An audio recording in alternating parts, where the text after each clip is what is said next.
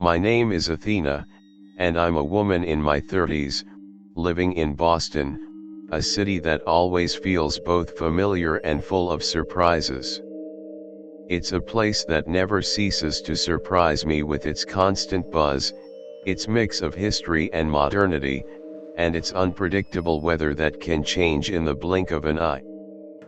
But what fascinates me most about this city is the way it mirrors my own life, always teetering between comfort and chaos, stability and change. From the very beginning, I've been someone who balances two opposing forces: the exhilarating rush of seeking new adventures, and the comforting stability of staying home. Growing up, I was someone who cherished the small moments, the quiet mornings with coffee, the feel of soft blankets on chilly nights, the tiny joys that so often go unnoticed. But at the same time, I was always drawn to the unpredictability of life, the thrill of embracing change, and pushing beyond the boundaries of what I knew. It was a delicate dance, one that I've spent my entire life learning to navigate. As a child, I was always a little different.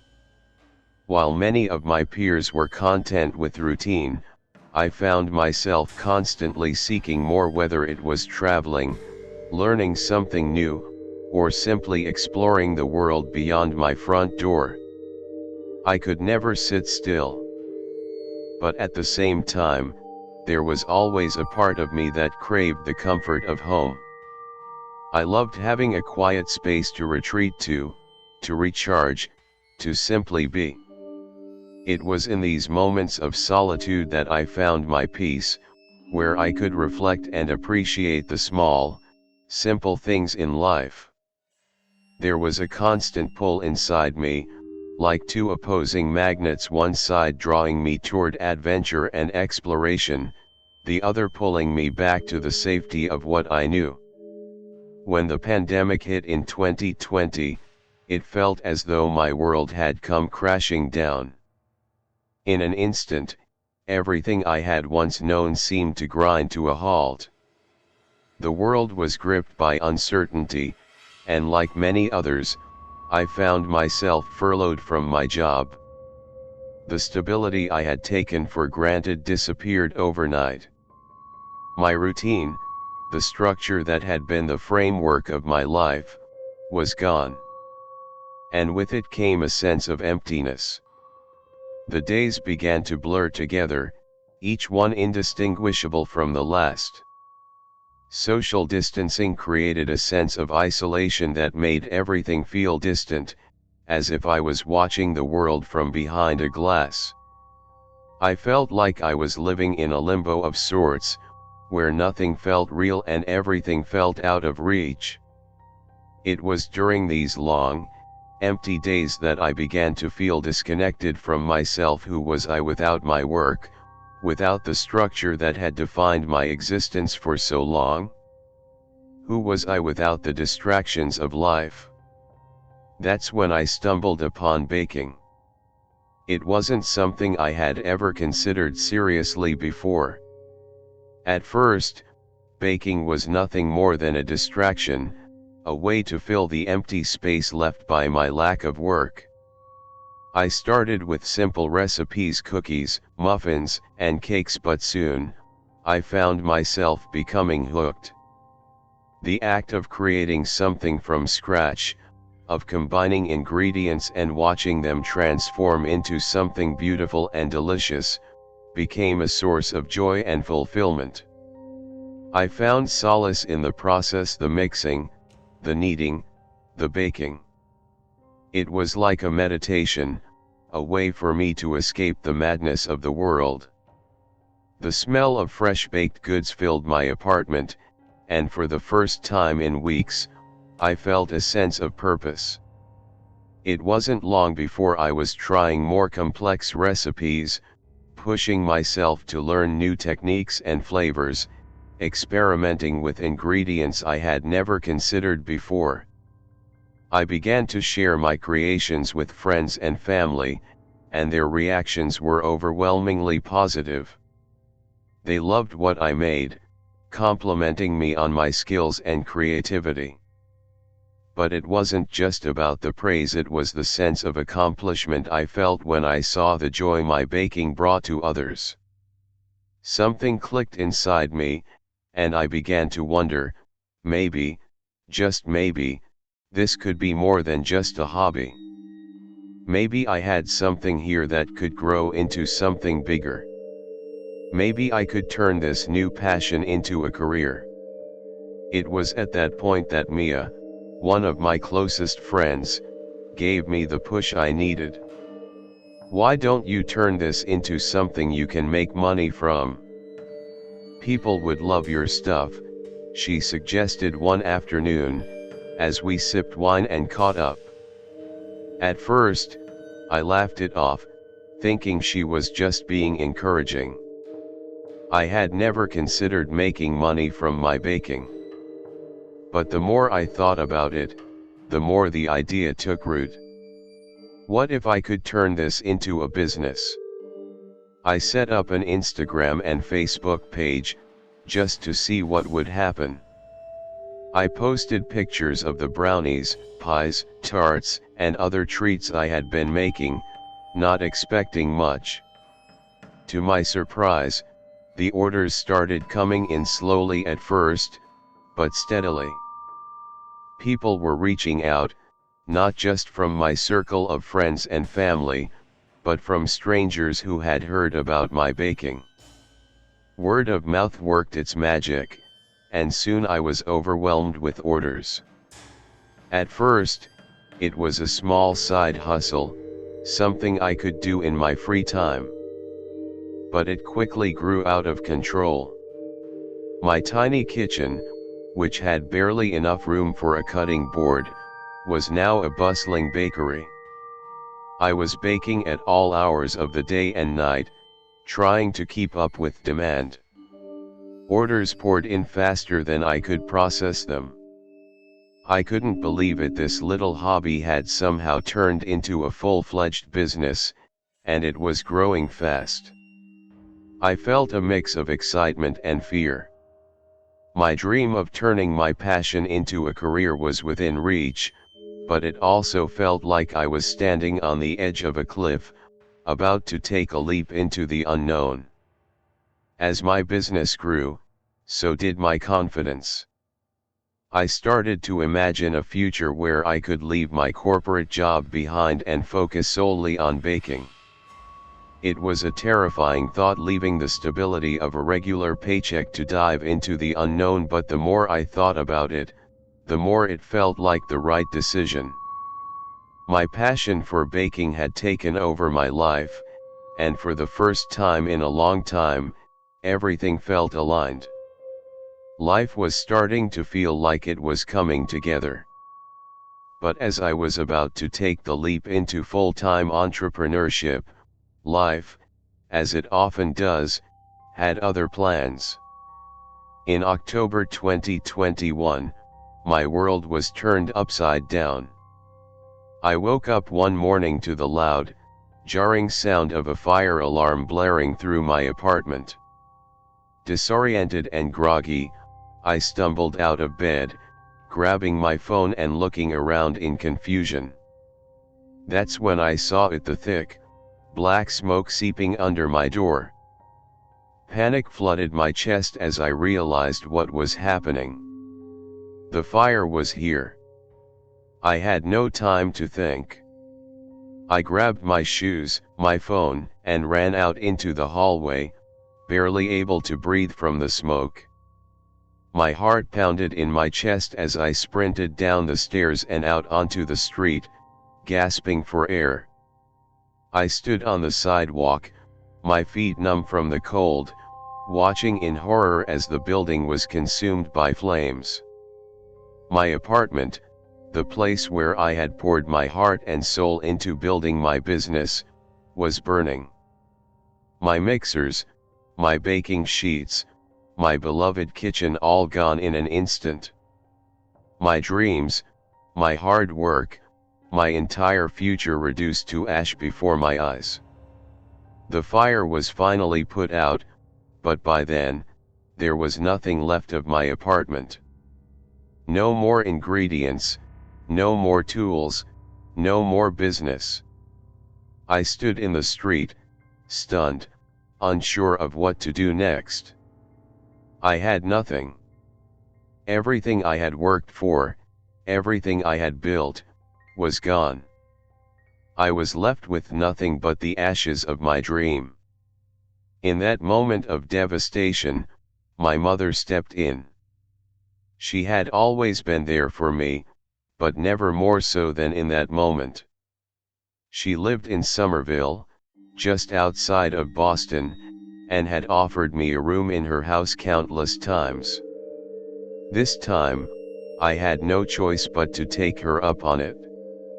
I packed up what little I had left and moved back in with her, grateful for her love and support but knowing this couldn't be the end.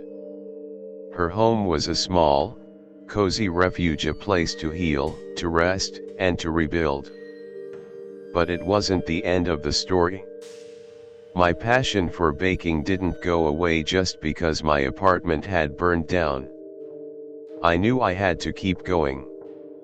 I spent the next few weeks searching for a new apartment, one that would allow me to start over and rebuild my business from scratch.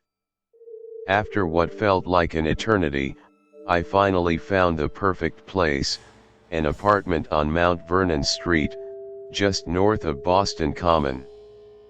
The area was historic, filled with beautiful old brownstones that whispered of years gone by. The apartment itself was perfect, spacious, charming, and with a large kitchen that would allow me to bake to my heart's content. This was it. This was where I could rebuild everything. But then, Evelyn, the landlord, told me there was one catch.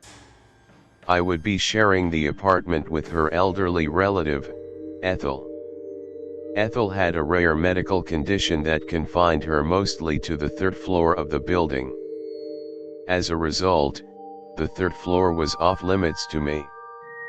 I was strictly forbidden from entering it. I didn't think much of it at the time.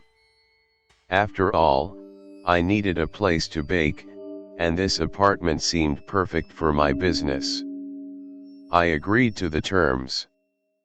The first few weeks in the new apartment were blissful.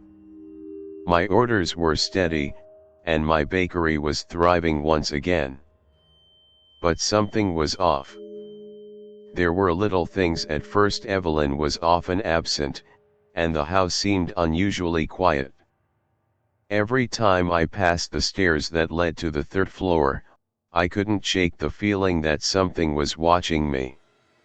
It was an eerie, unsettling sensation, one that I tried to brush off. I told myself it was nothing, just my imagination running wild. But then the noises started.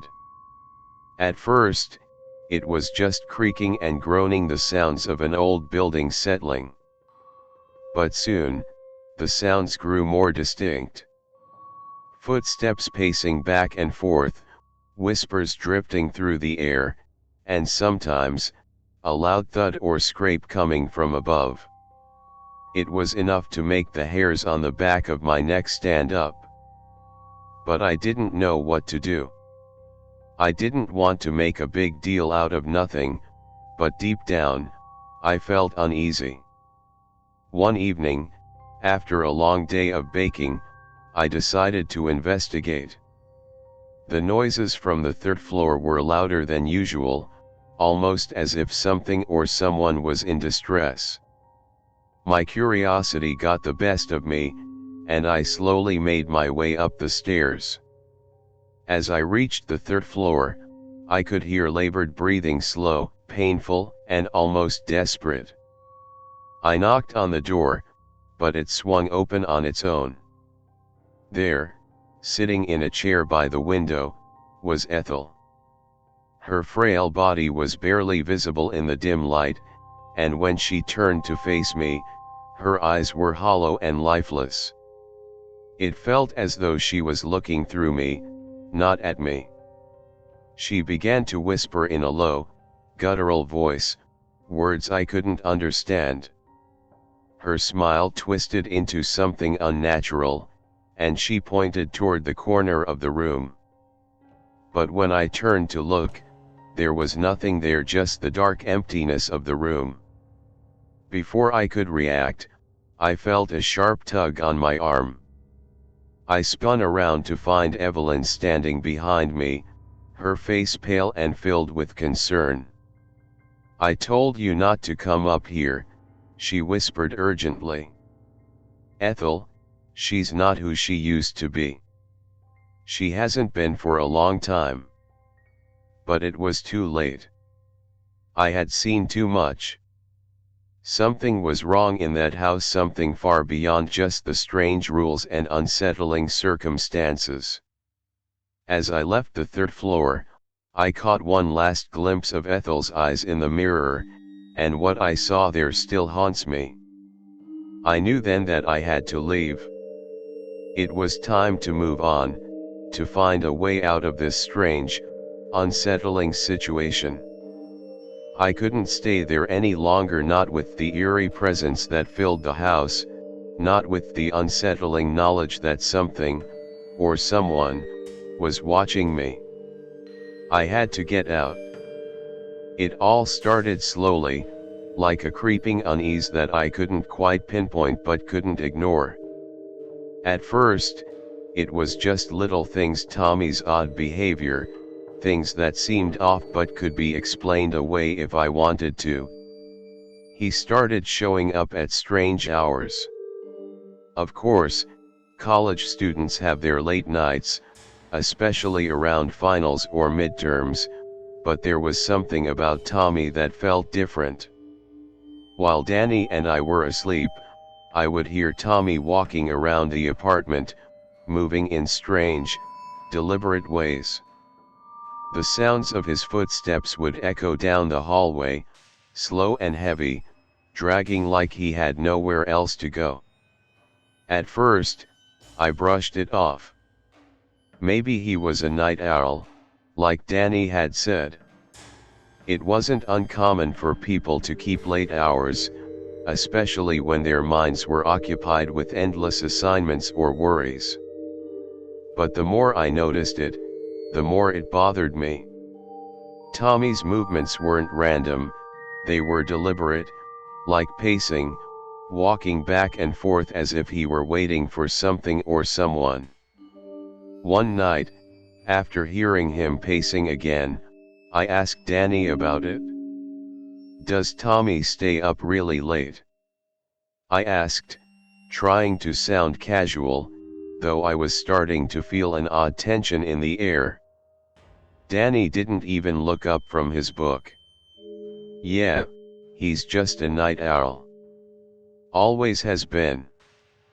But something in his voice sounded dismissive, like he didn't want to dwell on it. I was left feeling unsettled, like I'd asked the wrong question, or maybe the right question for all the wrong reasons. The pacing continued, night after night, and it began to wear on me. It wasn't just the footsteps, it was Tommy's energy, the strange presence that followed him wherever he went. Sometimes, I could hear him muttering to himself in the dark. But it wasn't the usual mumbling you might expect from someone deep in thought. No, his words were different. They weren't just random thoughts, they were rhythmic, like a chant, a pattern I couldn't quite decipher. One night, I decided I couldn't ignore it anymore. I stayed awake, lying in bed, listening to the sounds of the apartment around me. My heartbeat was in my ears, and my thoughts were racing, but all I could focus on was the unsettling sounds of Tommy's pacing. After what felt like hours, I thought I could finally confront him, but then I chickened out. I began to doubt myself, thinking that maybe I was overreacting, imagining things. But the strange occurrences didn't stop. One night, I woke up, parched and dizzy. My throat was dry, and I stumbled out of bed to get some water. As I turned the corner into the living room, I froze. Tommy was standing there, staring out the window into the darkness, bathed in the soft, ghostly glow of the moonlight filtering through the blinds. His hands were clasped behind his back, his body stiff and unmoving, as though he were completely unaware of my presence. "Tommy," I whispered, barely able to find my voice. My heart thudded in my chest. There was a long pause before he turned, slowly. His gaze met mine, and it was wrong. His eyes were too still, too vacant. There was something deeply unsettling about the way he looked at me, like he wasn't really seeing me. Like he was somewhere else entirely. Finally, after what felt like an eternity, he spoke in a voice so calm it sent a chill through me. "Just thinking," he said, his words floating in the air, heavy with something I couldn't place. "Thinking about the past." I didn't know how to respond to that. My mouth went dry, and I stammered out a quick apology, muttering something about disturbing him. I left the room quickly, my mind racing. I wanted to convince myself it was nothing, but deep down, I knew something was wrong. Something was very wrong. The next morning, I mentioned it to Danny, but he didn't seem alarmed at all. "Yeah, he does that sometimes," Danny said, nonchalantly, as if it was perfectly normal. "Tommy's just not great with people. He gets weird when he's thinking." I wanted to believe him. I really did. But I couldn't shake the feeling that there was something more to Tommy than he let on. The uneasy feeling stayed with me, lingering like a shadow, growing heavier by the day. Every time I was around Tommy, I felt this oppressive weight in the air, like I was suffocating. I couldn't explain it, but I didn't like being near him. I found myself avoiding him more and more, barely able to look at him when he was in the room. Then, there was the mirror. I was doing laundry one afternoon when I found it. Tommy's bathroom mirror was cracked, the edges jagged and uneven, and strange markings were etched into the glass. They looked like symbols, like a language, but I couldn't make sense of them. The shapes were alien, unsettling. I tried to ignore them, but the chill that ran down my spine told me that this was no accident. This was deliberate. And the more I thought about it, the more I realized that something sinister was unfolding. That night, I couldn't sleep. I stayed up late, watching and listening for any signs that something was wrong. It wasn't long before I heard Tommy again muttering to himself. But this time, the words were clearer. It wasn't just random muttering, it sounded like he was reciting something, a chant, an incantation. I didn't understand the words, but the tone, the rhythm, it felt wrong. It felt ancient, forbidden, like something out of a nightmare.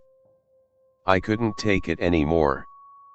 I had to know what was going on. I had to confront him. The next day, I asked Tommy directly, "What the hell is going on with you? What's with the weird noises? The mirror? You're freaking me out." Tommy didn't even look up from whatever he was doing. He just shrugged. "It's nothing," he said, his voice flat. "You wouldn't understand." That was the last time I spoke to Tommy. The atmosphere in the apartment changed after that. The tension between Tommy and me grew unbearable. It felt like the air was thick, like we were both holding our breath, waiting for something to happen. I wasn't sure if it was me or if it was Tommy, but it seemed like both of us were losing our grip on reality. Then came the night everything finally broke. I was lying in bed when I heard a loud bang from Danny's room, furniture being overturned, followed by frantic muttering. My heart raced as I jumped out of bed and rushed to the door. When I opened it, I saw Tommy standing there, his back to me. His face was red, twisted in anger, and his fists were clenched so tightly I thought his nails might pierce his skin. He was muttering again, but his words were incomprehensible now, more frantic, like he was talking to someone who wasn't there. I froze in the doorway, unsure of what to do. But then Tommy turned, and what I saw in his eyes, what I saw in his face was something I'll never forget. His eyes were swirling with shadows, and his mouth opened to reveal sharp, jagged teeth, more teeth than should have fit in his mouth. For a split second, I thought I was looking at something, not human. "Get out," he hissed, his voice distorted, twisted. "Get out of my head." I stumbled backward, my legs weak, but just as I was about to say something, Danny appeared, rubbing his eyes, clearly disoriented. "What's going on?" he asked, glancing from me to Tommy. Tommy blinked, and just like that, the darkness faded from his eyes. His face softened, and he mumbled an apology. "I'm sorry," he said, his voice suddenly calm again. "I didn't mean that." I didn't know what to make of it. I couldn't stay there any longer. Whatever Tommy was, whatever had taken him over, I couldn't risk it. I told Danny I was leaving, and this time, he didn't argue. I don't know what happened to Tommy after that. I don't know if he's still there, or if he ever will be. But I know I'll never forget that night. And I'll never forget the twisted look in his eyes, the darkness that seemed to consume him. I had to leave before it consumed me too. And I did. One night, Danny texted me about Tommy acting strange. It was a picture of a note on the fridge. "Silence is golden," scrawled in block letters with a black marker. "Dude's got a flair for drama," Danny wrote, adding a laughing emoji. Then, another time, he said Tommy had stood in the hallway outside of his room at night, not moving, just staring at the door. "Caught him when I went for water," Danny texted. "Freaked me out, but he just said that he thought he heard something. I told him to get out, find a new place to crash if he needed to crash on my couch, when he told me that things weren't that bad, especially not since the rent was so cheap. And I should have pushed harder. I should have shown up with a truck and dragged him out of there myself, but hindsight is always 20/20ths, I guess." It was a Tuesday when it happened. I hadn't heard from Danny all day, which wasn't like him at all because he usually sent me dumb texts that we'd crack up over later. But that day, my phone stayed silent, and by afternoon, I was preoccupied with worry, checking it every few minutes for text messages or missed calls, but nothing came through. By the evening, the worry was eating at me, so I drove over to Danny's apartment and found the door was unlocked when I got there. By his own admission, Danny was a slob. He'd leave clothes everywhere, leave dishes piled up, but he wasn't careless, and he wouldn't leave his door unlocked. I stepped inside and found the living room dark except for the flicker of the TV. I called out Danny's name but got no answer as I moved past the cluttered coffee table with its empty beer cans and crumpled up chip bags, and then into his bedroom, and I found him on the bed. Danny was sprawled out, one arm flung over the edge like he'd fallen asleep mid-snooze the way he always did, but the sheets were soaked red, a dark stain spreading out from under him and pooling on the mattress. Blood trailed down the side, dripping slow and steady onto the floor where that damn docking station sat smashed to pieces, plastic cracked, wires spilling out. Danny's throat was cut, a jagged, ugly gash that looked like it had been hacked open with something dull, not clean, but completely ragged, like the skin had torn under the force. When I saw his eyes, staring at the ceiling, completely empty, I stumbled back with this tight feeling in my chest, and then I heard it, the creak of a floorboard coming from the hallway behind me. Tommy was there, standing just outside the door. His face was blank, no anger, no panic, just nothing, like he was waiting for a friggin' bus or something. He couldn't stop, he said. That noise. Every morning. I asked him. I warned him. I froze, my brain screaming at me to run, to yell at him, to do anything, but my legs were rooted to that spot. He took a step closer, his shoes silent there on the carpet. I saw his eyes flick to the broken clock and then back to me. You heard it too, didn't you?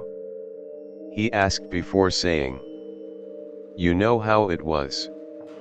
He took one more step towards me, and I bolted. I don't remember deciding to, I just remember my body lunging forward and my shoulders slamming into the door frame before I slipped through. I hit the front door hard, fumbling the knob for a split second before it flew open and banged against the wall. Behind me, I could hear Tommy, not running, but taking these slow, steady steps that echoed in the narrow stairwell. I made it to my car, and my hands were shaking so bad I dropped my keys twice before I jammed them into the lock. I didn't look back until I was peeling out, and there he was, standing in the street, watching me drive off with that same empty look in his eyes. The cops picked him up later that night. I'd called them from a gas station a mile away, my brain so fried they had to keep asking me to repeat myself. They found Tommy in the apartment, sitting on the couch with the knife that he'd used to kill Danny sitting in the kitchen sink. He hadn't bothered to wash it. He didn't resist either, didn't fight. He just let the cops cuff him and take him away. They told me he kept muttering about the alarm, how it had to stop. Danny had been dead since morning, they said, probably killed right after that clock went off at 6 a.m. Tommy had sat there all day with him, waiting, just him and the body, the TV flickering in the background. I still think about Danny a lot, how he laughed off the notes, how he was too stubborn or stupid to see that danger. I still think about Tommy too and how close I came to being next. That docking station was gone, smashed to pieces on the bloodied floor, but I still hear the sound that it made sometimes whenever I think about everything that happened. I had a weird childhood, so I was kind of a messed up kid. Not the kind that went out torturing cats or lasering ants to death with a magnifying glass. I wasn't that far gone. But me and my buddy Cooksey, we liked starting fires. It started small at first. We'd burn stuff in the alley behind his house, whether it was piles of dry leaves, old newspapers, or whatever else we could snag. And I remember the crackle of the flames, the way they danced over whatever we set on fire, and it really fascinated us. Then one day, we messed up big time. When we were 14, we torched a shed in some guy's backyard just to see how big the fire could get. We didn't mean for it to spread. We didn't mean for the wind to kick up and send embers flying into the backyard of the house next door, but they did, and they took off. By the time the fire trucks showed, half the block was swimming in a haze of black smoke. We ran off, thinking that we'd gotten away with it, but it was just days before the cops came knocking on mine and Cooksy's door. We got arrested, dragged down to booking, the whole 9 yards. Then, after admitting what we did, and on account of our other run-ins with the law, we each got 9 months at a youth detention center, a fancy name for juvenile hall. Juvenile hall, or juvie as we called it, was rough as hell, believe it or not. The building was this concrete block in the middle of nowhere, surrounded by chain link fences topped with razor wire that was so sharp that it was shiny at night. And inside, it smelled like sweat, bleach, and something sour that you couldn't quite pin down.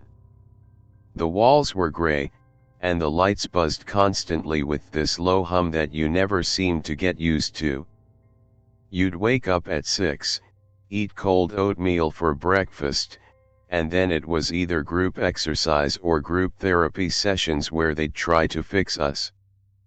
They'd feed us dinner, give us a little recreation time, and then it was lights out by 9 p.m. The other kids were a mixed bag. Some were okay, I guess, guys I'd shoot hoops or trade snacks with, and a couple of them even became close friends. But then there were the other kids, the ones everyone else was afraid of. To their credit, they made it easy to work out who not to mess with, and if a kid was too weird or scary, you knew to either avoid them or treat them with kid gloves. But then there were the kids you didn't know that you needed to be scared of, and to me, they were always way more dangerous. Those first kids were like machine guns. They made a lot of noise, and you knew to keep your head down whenever they did. But then those other kids, the quiet ones, they were almost like landmines. You didn't know that you stepped on one until it was too late, and Adam, he was one of those. I got stuck with him as a roommate after about 4 months into my sentence. Our room was small, just 2 metal bunks bolted to the floor, a chipped sink in the corner, and a toilet that smelled bad no matter how much they scrubbed it. The window was little more than a slit way up high, letting in just enough daylight to remind you that the world was still out there. Adam showed up one afternoon, escorted by a guard who dumped his stuff, a thin blanket, and a plastic bag of clothes on the bottom bunk. He was skinny and pale with greasy black hair that just kind of hung on his face, and these dark circles under his eyes like he hadn't slept in literal years. He didn't look at me at first. He just sat there hunched over, staring at the floor, and I figured he was either shy or scared like most newbies were, but I was wrong. I could tell that he was weird almost right away because he didn't seem to sleep much. The first night, I woke up to the bunk creaking as he shifted and caught him sitting upright, staring at the wall all wide-eyed in the dark, and I thought that he just had the new fish blues, same as most kids got on their first night, but as it turned out, that was just Adam. I don't think he got more than a couple of hours of sleep a night, and it got so bad that it started to mess with my own sleep schedule. I'd lie there with a pillow wrapped around my head, trying to tune out the sound of him whispering things to himself in the dark. Hours later, I'd wake up exhausted with my eyes burning, and he'd be there, eyes completely fixed on that same spot with the same bloodshot, baggy-eyed stare. Adam wasn't the biggest fan of personal hygiene either, so much so that the room started to reek because of the stink that clung to his bedding. It smelled like sweat and unwashed skin mixing with the stale air, and I'd hold my breath whenever I walked past him just so I wouldn't have to smell it. One day, I couldn't take it anymore, and I told him, "Dude, please. You gotta take a shower. I'm begging you. You stink, man." He didn't answer. He just slowly tilted his head like he was thinking it over, and then a few hours later, he shuffled off to the showers. When he came back dripping wet, I was so relieved that I thanked him, but I spoke too soon. It took me minutes before I realized that, somehow, he still smelled bad, like he just stood there under the hot water without using any soap. The smell was bad, really bad, but far worse was the whispering. Adam talked to himself all the time in these low, scratchy murmurs that really grated on me, and by day, it was annoying. He'd muttered under his breath while I tried to read the beat-up comics that were passed around, stuff that I couldn't make out but couldn't ignore. But then at night, it turned very creepy. I'd wake up to it, faint and steady, like a radio left on in another room, and in the dark, with the shadows stretching across the walls, it sounded like something out of a horror movie. I'd squint at him through the gloom of the night and see his lips moving, and that constant hiss cutting through the silence made my goddamn skin crawl. I put up with it for weeks, until one night, when I snapped. I barely slept, my eyes were burning, and Adam was at it again, whispering in the dark. I just sat up, bunk squeaking, and said something like, "Dude, why do you always keep talking to yourself? It's driving me nuts." He stopped, and then slowly turned his head toward me, like a puppet on strings. "I'm not talking to myself," he said.